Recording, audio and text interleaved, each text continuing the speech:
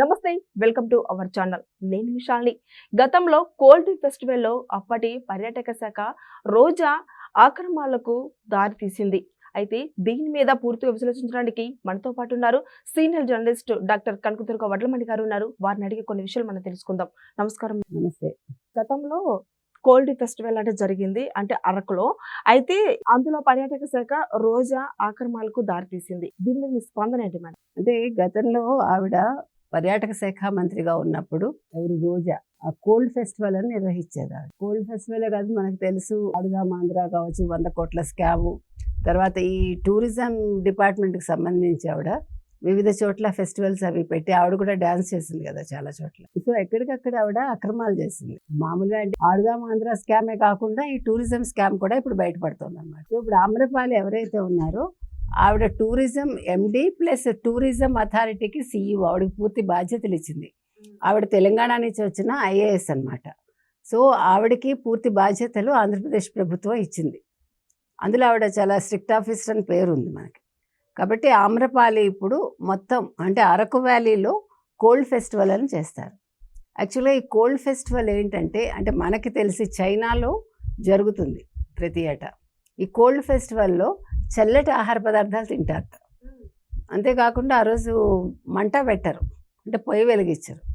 మామూలుగా cold festival అంటే అది, కానీ అరకులో ఏ రకంగా చేస్తారో మనకు తెలియదు. మామూలుగా కోల్డ్ ఫెస్టివల్ అంటే అదే చల్లటి ఆహార పదార్థాలు తినడం అన్నమాట, చల్లగా ఉండేవి తాగటం, అట్లా చేస్తారు. సో ఇది ఒక ఆచారంగా అరకులో చేస్తారేమో మరి. ఎందుకంటే అరకులో మనకు తెలుసు డ్యాన్స్ ఫెస్టివల్స్ ఉంటాయి. అరకు డ్యాన్స్ ఒకటి ప్రత్యేకత కదా, అదొక రకమైన డ్యాన్స్ వాళ్ళు చేస్తారు. అలాగే అరకులో ఎక్కువ ట్రైబల్స్ ఉంటారు కాబట్టి వాళ్ళ ఆచార వ్యవహారాలు భిన్నంగా ఉంటాయి. ఏది ఏమైనా అరకు అనే టూరిజం ప్లేస్ని అడ్డు పెట్టుకుని రోజే చాలా అక్రమాలకి పాల్పడింది. ఇవాళ ఆ అక్రమాలన్నీ తవ్వడానికి ఆమ్రపాలి రెడీ అయ్యారు. కాబట్టి ఆమ్రపాలి అంత తొందరగా వదిలిపెడతారా అంటే, ఇప్పుడు రోజా ఏ రకంగా ఇరుక్కుంటుంది. ఇప్పుడు 100 కోట్ల స్కామ్లో ఇప్పుడు కోర్టు కనుక ఆర్డర్ ఇస్తే ఆవిడ అరెస్ట్ అయ్యే అవకాశం ఉంది. అదేవిధంగా అసలు రోజాని మనం మొత్తం తీసుకుంటే ఆవిడ కెరీర్లో అంటే జగన్మోహన్ రెడ్డి తోటి చేరాక 5 ఏళ్లలో ఆవిడ కూడా ఎంత దోచుకోవాలో అంత దోచుకుంది. మీకు తెలుసో లేదో, ఆవిడ అంటే 2019కి ముందు నాటికి, అంటే ఈ ప్రభుత్వం వచ్చేదానికి ముందు, ప్రభుత్వం వచ్చాక కూడా ఆవిడ అప్పుల్లో ఉంది. అప్పట్లో ఈవిడేదో ఎక్కడో డబ్బులు తింటే జగన్మోహన్ రెడ్డి పిలిచి తిట్టాడు, నువ్వేంటి అట్లా చేస్తున్నావు నాకు తెలియకుండా అని అడిగాడని కూడా మనం విన్నాం. సో ఏది ఏమైనా ఇవాళ ఆవిడ ఆస్తి కొన్ని 100 కోట్లకు చేరింది. ఎట్లా చేరుతుంది? ఇప్పుడు నేను వ్యవసాయం చేశాను, 100 కోట్లు సంపాదించానని కేసీఆర్ అంటాడు. ఇప్పుడేమో విజయసాయిరెడ్డి నేను వ్యవసాయం చేస్తాను, నాకు ఇప్పటివరకు సరిగా ఇల్లే లేదు, నేను అద్దీంట్లో ఉన్నానని ఆయన అంటాడు. అంటే వ్యవసాయం అనేది పేదవాళ్ళు చేస్తారా? అంటే వ్యవసాయం చేస్తే కోట్లు కోట్లు వచ్చేస్తాయా? మరి అందరూ ఈ ఐటీలు ఇవన్నీ వదిలేసి శుభ్రంగా వ్యవసాయం బాట పట్టచ్చుగా. ఓ 10 ఎకరాలు కౌలుకు తీసుకుని మనం కూడా వ్యవసాయం చేస్తే ఇంక ఈ ఉద్యోగాలు ఇవన్నీ ఎందుకండి? ఈ కష్టపడ్డం ఎందుకు? అక్కడే కష్టపడితే మనం ఆరోగ్యంగానూ ఉంటాము, చక్కటి భోజనం తినచ్చు, చక్కటి ఆహార పదార్థాలు మనమే పండించుకుని. అంటే రైతు అనేవాడు ఎంత వీళ్ళకి అవకాశం ఇస్తున్నాడు. రైతు అంత కష్టపడి 6 కాలాలు అతను పంట పండిస్తూ ఉంటే వీళ్ళు ఒడ్డున నిల్చుని మేము కూడా వ్యవసాయం చేస్తాము, మేము రైతులమని అక్కడ కూడా ట్యాక్స్లు ఎగ్గొట్టడానికి అన్నమాట. అంటే ప్రతి దాని వెనకాల ఒక కుట్రకోణం ఉంటుంది.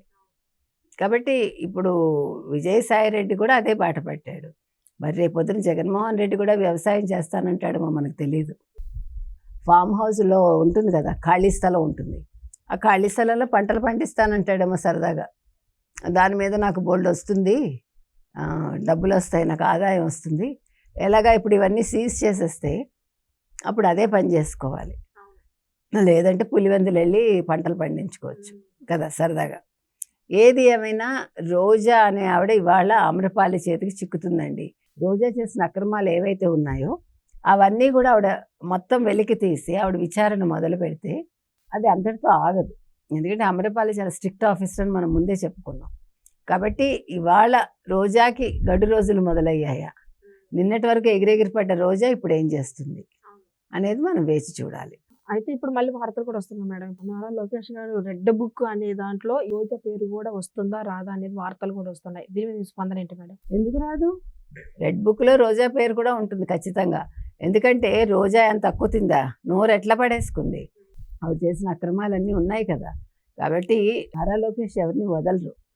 ఖచ్చితంగా రోజా పేరు కూడా రెడ్ బుక్లో ఉంది. సో ఖచ్చితంగా రోజా పేరు కూడా రెడ్ బుక్లో ఉంటుందండి. ఇప్పుడు రెడ్ బుక్ అనే పేరు వింటేనే అందరూ భయపడుతున్నారు. కానీ రాంబాబు, అంబటి రాంబాబు అసలు రెడ్ బుక్ పేరు చెప్తే మా ఇంటి కుక్క కూడా భయపడదంటాడు. అంటే అసలు కుక్కకి పాపం భాష వస్తుందా? రెడ్ బుక్ అంటే కుక్కకి అర్థం అవుతుందా? మనకు తెలియదు. అంటే వాళ్ళ కుక్కకి ఏమైనా భాష వచ్చేమో, మనిషి భాష. కాబట్టి ఆ కుక్క గారికి అర్థం అవుతుంది. అంటే కుక్క గారి చేత కూడా అలా తప్పుడు పనులు చేయించాడా ఈ అంబటి రాంబాబు? చాలా విషయాలు మనం మాట్లాడుకోవాలి అలా మాట్లాడితే. కాబట్టి రెడ్ బుక్ ఒకవేళ వాళ్ళ కుక్క భయపడకపోతే అంబటి రాంబాబు భయపడతాడు. అంబటి రాంబాబు భయపడితే అంటే జగన్మోహన్ రెడ్డి భయపడుతున్నాడు ఆల్రెడీ. కాబట్టి ఇవాళ రోజా కూడా రెడ్ బుక్ ఖచ్చితంగా భయపడుతుంది. మనం ఆలోచించక్కర్లా. ఏది ఏమైనా ఇవాళ ఈ కోల్డ్ ఫెస్టివల్ అనేది ఏదైతే మొదలైందో, ఈ మొదలనేది ఒక కొత్త దానికి దారితీస్తుందండి. ఆమ్రపాలి ఎవరైతే ఉన్నారో టూరిజం ఎండీ కావచ్చు, టూరిజం అథారిటీ CEO కూడా ఆవిడే. కాబట్టి ఆవిడ ఇవాళ ప్రతి ఒక్కదాన్ని కూలంకషంగా ఆవిడ తెలుసుకుని, అంటే అందరి దగ్గర విచారణ జరిపి రోజా చేసిన అక్రమాలన్నింటినీ ఆవిడ బయట పెడితే ఖచ్చితంగా రోజా జైలుకి వెళ్ళటం ఖాయం. Thank you. Thank you.